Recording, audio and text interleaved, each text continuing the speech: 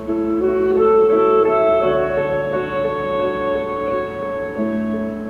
only just begun to live. Anyhow, hi there, my name's Henry. I'm Alan. And this edition of WriteOrShite.net, we're going to be reviewing the movie 1408. And what is it? It's starring John Cusack, just recently out movie theatres, and it's about a haunted hotel room in New York at the Dolphin Hotel Room. John Cusack is a novelist. He's a ghost hunter. He goes to various hotels across the country with reported haunted rooms, and he tries to debunk them. He's a skeptic.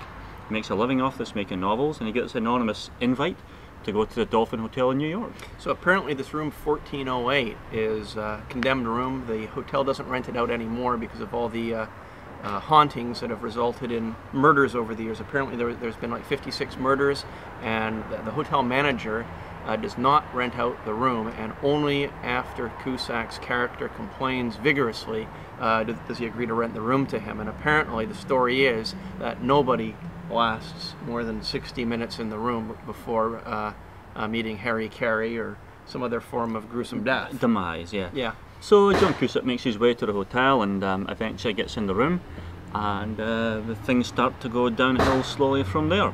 Yeah, the movie doesn't really get into the reasons of how or why this hotel room has become haunted. Yeah, there's no history behiund the hauntings. No. Yeah, they don't present us with a lot of interesting backgrounds, so we thought that was kind of a little bit empty, a little bit, you know, they could have maybe done a little bit more with the history leading up to the haunting. But anyway, he gets in the room. Yeah, he gets into the room, and then we start seeing some unusual things, phones ringing and radios going off without... little supernatural thing, little spooky things happening, which, you know, takes in his stride, things he's seen before. Yeah, that's the thing, we've seen it all before. Yep. And he's got a little personal tape recorder, and he's making notes as he goes along. And what's the big thing that happens in the room that makes him stand up and take notice? Well, I think the big thing that I'm trying to remember. What is it, Alan?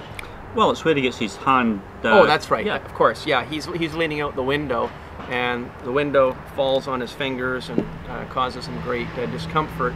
And at that point, it turns ugly. Actually, at that point, that's kind of where I thought it was going to go Monty Python. You know, fingers being severed, spraying blood limbs. pumping out. Yeah, but I kind of had that mental figure burned into my brain. The thing at that point I got from the movie was, up until then, he's a hardened skeptic. He's been to lots of hotels through the country, right.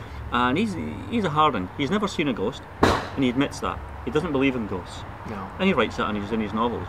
But he went from being a hardened, ghost skeptic to a bubbling baby. In about 8 minutes. Exactly. Yeah. So once the window comes in on his hand, that's when he realizes he's got a problem, and he tries to call reception. No answer. He realizes door's locked. Can't get out of the room. Yep. Tries to undo the lock with his knife. Handle breaks off. The key, when it turns in the lock, breaks off. So he realizes he's got a problem, and he's in there. He's stuck in the room, and then things start to get a little bit creepy. Yeah. Well, the room, basically, the scene descends into a nightmare montage of you don't know if it's madness or in fact spook or ghoul-induced activities. And prior to going in the room, he's given by Samuel Jackson, who is the hotel manager. He's given some was it a brandy or a whiskey? Yeah, it was a bottle of 1932 whiskey, I believe. Yeah, this really $800 bottle of whiskey, and he starts drinking it in the hotel room, and he thinks it's actually been spiked, and he thinks he's hallucinating. Yeah. But one of the scariest scenes in the movie for me is when he's in the hotel room and he's looking out the window, and he sees somebody across the street. He realizes that he's in trouble and he needs to get out the room, and he looks through the window and he's waving to the person who he thinks he sees across the street in another adjacent building, and he realizes as he's waving it's actually him. It's his mirror image in the window across the street, and as he's looking across the street, he sees that the person waving back to him is about to be attacked by somebody from behind. Yeah, knife-wielding clown. Person. Yeah. Yeah. Clown, that's metaphoric, not literal clown. Yeah. So basically what we've got is a living room or hotel room that turns into a living nightmare, and the walls start oozing blood and water. It gets a little bit over the top, doesn't it? Yeah, it goes a bit over the top. The room converts into a it's like frozen meat meat chamber. It's a dungeon. What happens? You see all the doors, all the exits suddenly become all bricked up. Yeah, So he's entombed. He's entombed in this room, right? We've seen that in Hellraiser, though. Yeah. We also have the 20. I call it the 20,000 Leagues Under the Sea scene, Well, where the Titanic, the Titanic. All the water comes pouring into the room, and he's trying to get to the surface, and he's almost drowning. So these specters are basically throwing all the Four Seasons at him, and then some. Literally. I mean, the way I saw it is that there's a hole in the plot. The spirits, the ghosts, are able to dump 10,000 leagues worth of water into the hotel room, but when the John Cusack character can't...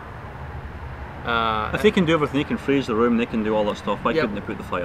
This had a really good review in all the magazines and websites and stuff, and I don't think it was as good as I anticipated. No, so, we thought it was going to be scarier. I was expecting a smorgasbord full of ghosts and goblins doing scary more things. Supernatural stuff. Yeah, but what we really had was just a bunch of phones and telephones and TVs. It was like a ghost story power. / special effects movie, right?